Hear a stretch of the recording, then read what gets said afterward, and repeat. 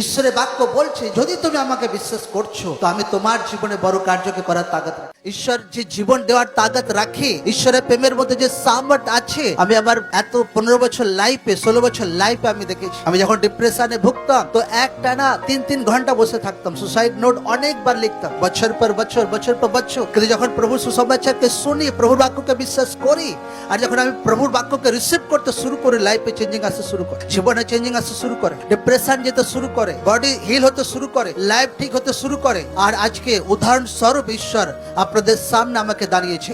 Amen. ঈশ্বরের বাক্যতে সাফ লেখা আছে যে আমি তোমার হৃদয়ের দরজায় গোড়ায় ঠক ঠক করছি, যদি তুমি আমার আওয়াজকে শুনে তুমি তোমার মনের দরজাকে খুলে দাও তো আমি তোমার হৃদয়ে বাস করব, আমি তোমার কাছে আসবো, আমি তোমার সঙ্গে ভোজন পান করব, আর আমি তোমাকে একটা নতুন নাম দেব, তোমাকে একটা নতুন হৃদয় দেব, আর তোমার দ্বারা বড় মহিমা হবে। কারণ হার ব্যক্তির জীবনে ঈশ্বর একটা বড় প্ল্যানিং রাখে, হার ব্যক্তির জীবন। কিন্তু কোনো ব্যক্তির জীবনে সেই প্ল্যানিং নেশা দ্বারা খারাপ হয়, পাপ দ্বারা খারাপ হয়, ব্যভিচার দ্বারা খারাপ হয়, চোরি দ্বারা খারাপ হয়।